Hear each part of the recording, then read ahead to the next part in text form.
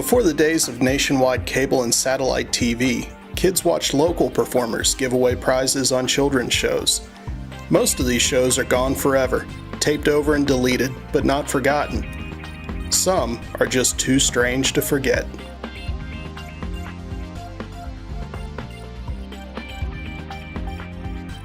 Shrimpin Stein. Comedians Gene Moss and Jim Thurman created Shrimpin Stein, also called Shrimpin Stein and Pals, and The Shrimpin Stein Show, to get in on the horror movie craze of the late 1960s. While ostensibly for children, The Daily Show soon became a cult favorite among teenagers and adults during its all-too-short life. Airing live at 5 p.m. Mondays through Fridays, Shrimpin Stein featured Gene Moss as Dr. Von Stick, and Shrimpin Stein, supposedly created when jelly beans fell into a monster machine, as his tiny sidekick. Another cast member on Shrimpin Stein was Wilfred the Wienerwolf, who shilled for Hormel until one day when he announced that the hot dogs were actually made from cats. Hormel dropped their sponsorship after that show. Shrimpin Stein was too wild and too weird to survive on the air for long, but is still remembered in Los Angeles. The BJ and Dirty Dragon Show. Comedian and puppeteer Bill Jackson created a cast of characters which appeared on Chicago television under a variety of names.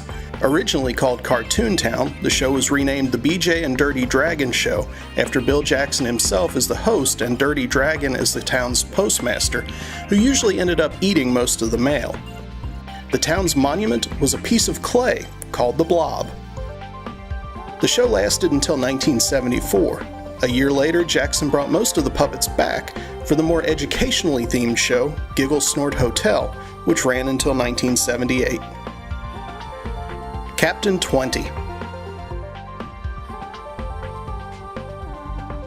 Captain 20 debuted on the Washington, D.C. airwaves in 1969 as a dashing astronaut who introduced cartoons and hosted gerbil races. As the years went on, the captain's face and occupation changed a few times. His longest-lasting incarnation was as a pointy-eared alien played by Dick Deisel.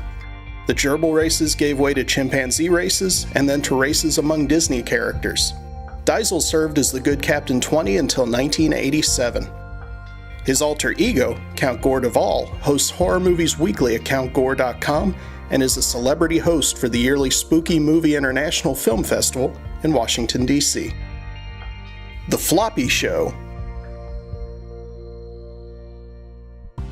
In 1957, Dwayne Ellett carved a dog puppet from balsa wood, named him Mr. Dog, and brought him on the air in Des Moines as part of a children's program on how to care for pets.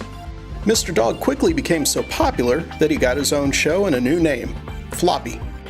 Ellett taught himself ventriloquism, built some friends for Floppy, and found his life's calling. The Floppy Show aired in Iowa for nearly 30 years. 1, 2, 3.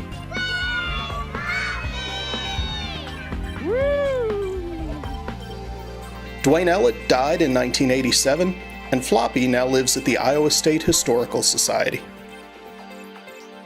Polycarp.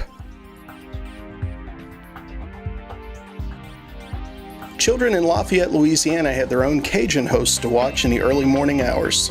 Polycarp Philippe Picot No. 2 lived on a houseboat in a swamp between the parishes of fantasy and reality, and reeled in cartoons to show. Polycarp was brought to life by John Plauché, who made in-character appearances in parades and other local festivals. In some appearances, he drove a 1935 truck called the Polycar. Plauché died in 1978, and no surviving episodes of Polycarp have been found. But maybe one day, in the swamps of Lafayette, Louisiana, we'll find a videotape with some Polycarp.